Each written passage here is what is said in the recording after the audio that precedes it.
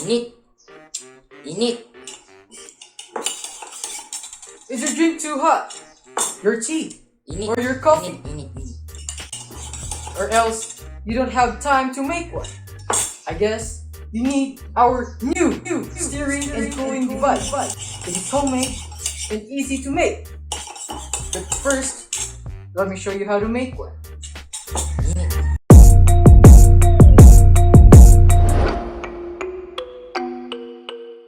Step 1. Preparing the materials. We need a CPU fan, a 9 volts battery, an empty 1/2 gallon, a switch, a battery terminal, popsicle sticks, electrical tape, a wire cutter, scissors, glue gun, and glue sticks. Step 2. Cut the empty gallon. The gallon will serve as the chassis for our device.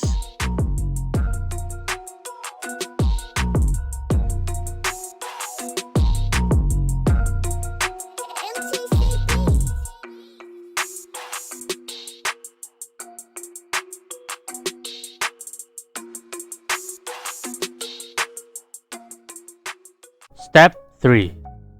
Use the popsicle sticks as the stirrer. Use 2 popsicle sticks to extend it.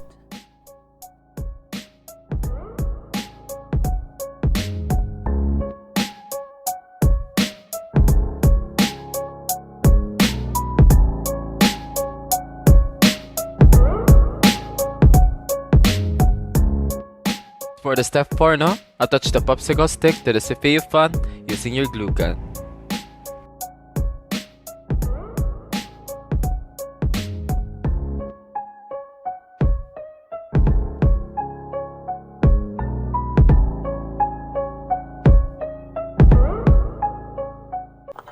Step 5. Attach the CPU fan to the chassis we made lately. It's getting serious on this track, fam.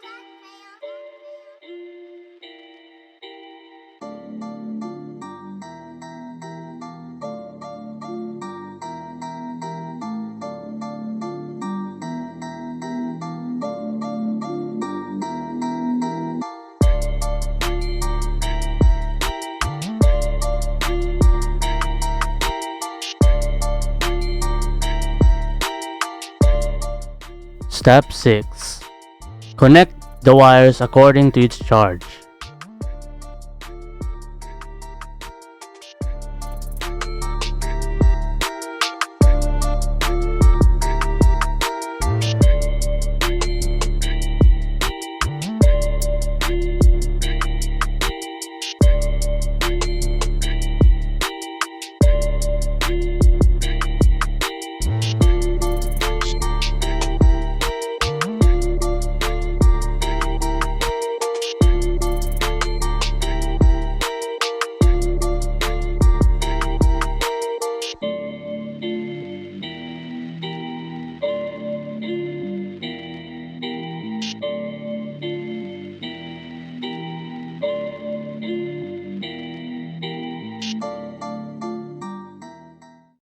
Step 7. Cover the wires with electrical tape.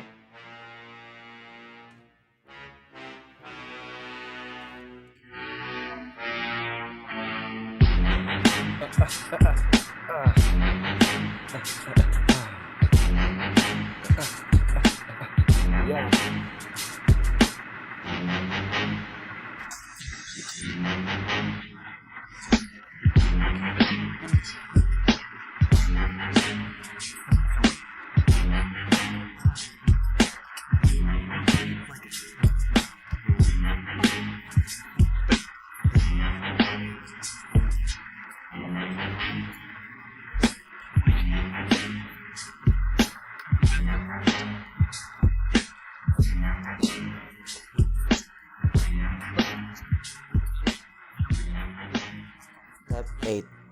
Attach the switch and the battery to the chassis.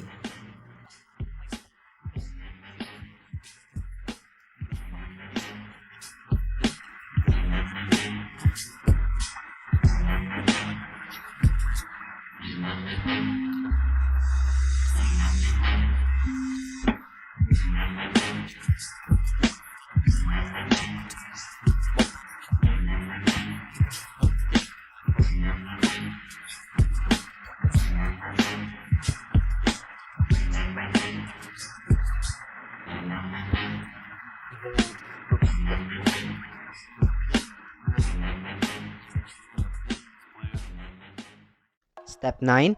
Hide the wires or cables.